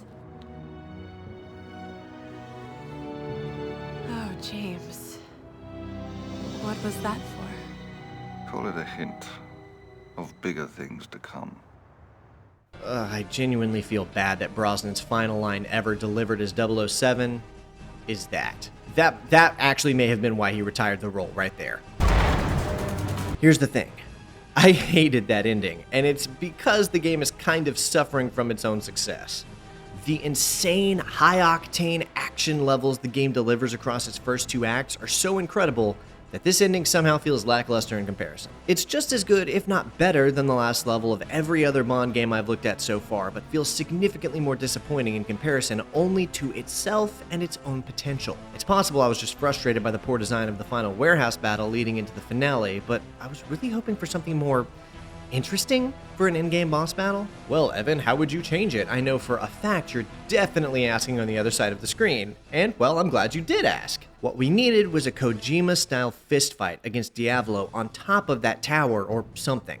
And the game literally has the melee mechanics programmed in already. Just give Diavolo a health bar and make us utilize the game's counterattack mechanic to beat him, so we can't button mash and have to time our counters. I'm imagining Bond breaks into the tower, points a pistol at Diavolo, and they both realize Bond is out of bullets. Diavolo gets the jump on Bond by throwing something at him, I don't know, it doesn't matter. He then climbs out of the tower onto a ladder that takes him to the top of the tower as he tries to get away from Bond, and finds somewhere he can maybe jump down, only to realize there's nowhere to go. Bond follows him to the top, the two share a snarky exchange, Bond says something cool like, "I don't need a gun to kill you, Diavolo," or whatever, and then we get a melee final boss. I imagine they'd make it if you try to punch him, he counters you, taking your health down, and so you have to wait for him to attack first, and use Bond's counter to stun him, then get in a combo. Rinse and repeat that 3-ish times, and Bond knocks him off the tower in an ending cutscene and makes a quip of some kind. All of those mechanics are already in the game, by the way. Minimal programming needed. It's more personal, satisfying, and the game would need less programming to do that than this insane rocket launcher battle we got instead. Which, by the way, is basically the exact same thing as when we fought him in a jet at the end of, the last mission. Only worse and less interesting. The rest of the game is so good that it's just bittersweet to see it end like this. I think narratively it makes sense enough, though, and the writing is overall fine. It's just, it could have been more. Although, it is just a Bond game, you know? Nightfire's plot wasn't exactly groundbreaking or anything either, but it was solid. That said, there are some major differences here between Nightfire and Everything or Nothing that make me inclined to hold Eon at a slightly higher standard. For one, it straight up marketed itself as the next Bond movie, a bold move that suggested players were going to get something of a higher quality than ever before, which to a large degree is true. Another thing is of course the fact that they brought in the legitimate actors to bring the game's story to life. Diavolo is a half-decent villain, although his connection to Zorin was very underutilized, I felt. They could have made him more viciously aggressive towards Bond, but he feels almost passive towards Bond, as if he's only trying to kill him for being in the way of his plans. There's a whole personal element between him and Bond because Bond killed his old mentor that we just hear explained to us in 2 dialogue exchanges and then it never gets acted on. That's another thing that could have been brought up in a final melee brawl that we just didn't get. Not to mention the character's charm is entirely from Dafoe's acting, which has given him a significantly more iconic feel than if he'd been performed by anyone else. I've never seen Dafoe phone in a performance because whatever he's doing, he goes all in, and this is no exception. The whole game feels more fun just from him being in it. And the nanotechnology aspect of it is really cool too. You can really feel that the screenplay for this was being handled by the guy who wrote Tomorrow Never Dies. It's got that similar neo-modern flair to it. Not quite futuristic, but with elements of hypothetical tech. The Bond girls are more involved this time around too, and there's more effort put into the narrative. There's a clear 3-act structure on display. But because there's so many missions and so much going on all stuffed into what ends up being like a 4-hour story, 3 if you're blowing through it, it feels less tight and smooth than the story of Nightfire. To put things into perspective, Nightfire and Everything or Nothing are roughly equal in length, both being around 3 hours to complete on average. Nightfire has 10 individual levels, each with their own tone and set pieces. Everything or Nothing has 29 individual levels if you include the hidden one, which makes you feel like you're being thrown around on a roller coaster. I don't want to say it's a better or worse way to go about it, but it did make it harder for me to stop and recollect what the hell this game is even about. The actual story and dialogue is fine, but it gets a little drowned out by all of the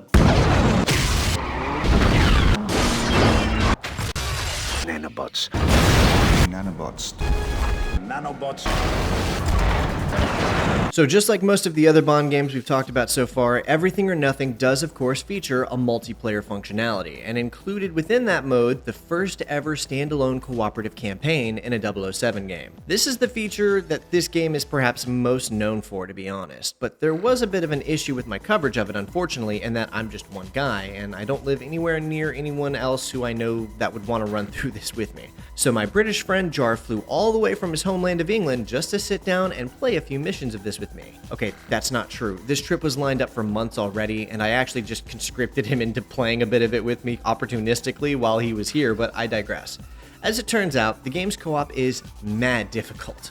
Like, surprisingly hard to play through. We were really struggling through a lot of these sections. I hadn't played these missions in probably close to 2 decades, but for some reason I remember them being really short and the whole thing feeling tacked on and forgettable, so I had only expected it to take us like an hour to blast through it.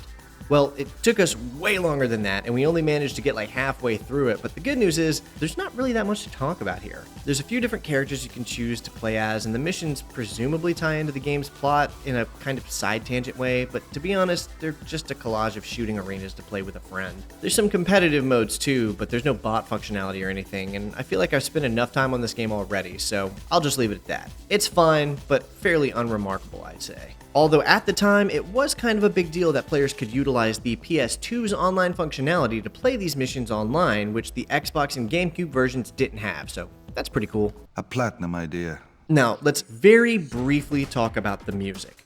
It's everything you'd expect from a Bond game from 2005. Composed by Sean Callery, the music in Everything or Nothing is climactic, orchestral, somewhat synth-heavy in parts, and completely saturated in the iconic 007 leitmotif.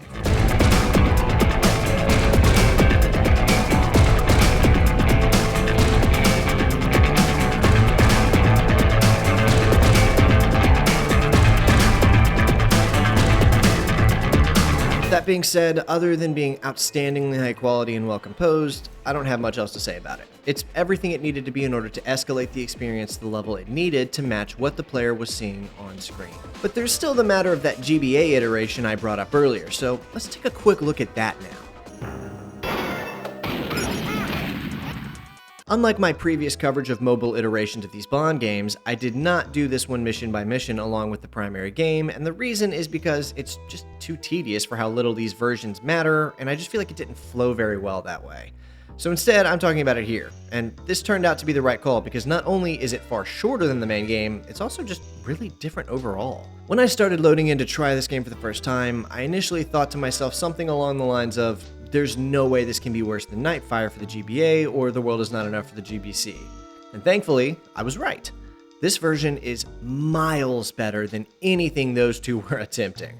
For starters, it's actually playable. I couldn't get through either of those other two without resorting to cheats and level skips because they were both basically unplayable past a certain point. Well, although this GBA version was handled by the same developers who made the Nightfire version, Kryptonite, this one is far better. I actually played through and beat the whole thing in under 2 hours without any cheats and minimal use of save states just for convenience. Unlike the other two mobile 007 games I've covered, if I had had this one as a kid, I might have actually enjoyed it. The GBA version couldn't handle the full cutscenes found on the GameCube, Xbox, or PS2 for obvious reasons, so instead it uses high-quality character portraits and text-based dialogue to tell a similar version of the main game story. Remarkably, some of the voice acting actually made it onto the handheld too.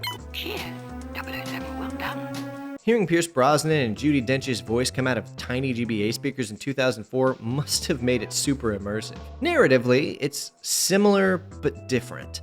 For example, while we do go on the hunt for Yayakov, the GBA game takes us into a full casino level, which is neat. The train level is replaced instead with a train yard, and while we do fight Jaws, it's in this train yard rather than on a moving train. Pretty much all of the levels are different, to be honest. We do go to Peru, but end up on foot sneaking through a jungle, infiltrating an underground facility, then escaping via the cliffs. Which is similar, I guess, to the first act of the main game, but only in concept, because these are totally different levels. For example, when we find 003 in the console version, he's already captured and we watch Diablo end him. In this GBA version, not only do we meet up with 003 uncaptured, we work with him as an ally for a chunk of the mission. Also, he's blonde here for some reason. Although I did think it was funny that since these games are canon with a view to a kill where a different 003 is killed by Max Zorin, this is the third time we've seen a dead 003 so far. Poor 003 can't catch a break. Also, they reused character portraits from Nightfire as NPCs in the game. I feel like no one would ever notice this, but look, this is Dominique from Nightfire as a regular NPC, and this is literally Drake, the villain of Nightfire. No hate, I'm totally fine with this on a mobile game, but it just felt like it was worth pointing out. There's only 8 missions to go through, and 6 of them are focused on just the first act from the main game, so there's a lot of stuff being moved around to keep the story coherent. For example, we're only in New Orleans in Mission 7 and Moscow in Mission 8, which is why we find Yayakov so much earlier than we did before, and the Jaws fight where we use electricity to take him out is moved to the very end of the game as the penultimate boss fight. There's no helicopter or tank missions either, but we do get some fun little car sections that work well enough, and they even integrated the rappel sections, which is cool. We don't ever get to use it to ascend up an environment, but it's cool that they at least made it a mechanic that we can use to descend in certain levels. Rather than an inventory system, the GBA version shows you an upgrade screen between missions to spend points earned while playing on customizing which aspects of Bond you want to upgrade. I thought this was really cool, to be honest. It's simple, yeah, but it adds another layer to the game that I wasn't expecting given the experience I've had with the other 2 007 mobile attempts. Not to mention that by going to the options menu, you can find a little blackjack minigame included just for fun. Neat. I don't know if I'd call it a great game or anything, but it's a remarkable improvement over their last attempt, and makes for an enjoyable GBA game experience all the same. I think we may be reaching the end of the line here. In any conversation about 007 games, you're going to hear the title Everything or Nothing. And if the reason for that hasn't been made abundantly clear by now, then nothing else I could say or show would help. At its best, it's one of the greatest 007 games ever released, bar none. And one of the best video games of the 6th generation in general. At its worst, it's still a really competent shooter with a ton of variety in its gameplay loop and level design.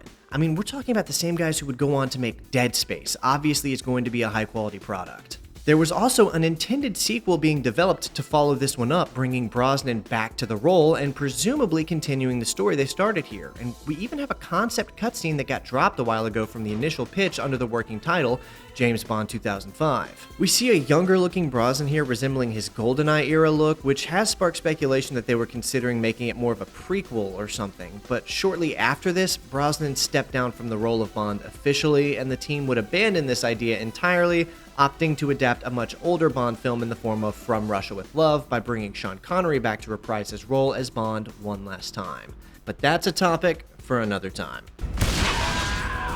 And I, of course, have the tendency of harping on bringing these games up to date with remasters, and if there's any of the Bond games ever made that truly merit it, it's this one. Literally just smoothing out the gameplay and redoing the textures would make this an unmissable opportunity to really fulfill Brosnan's swan song Bond performance.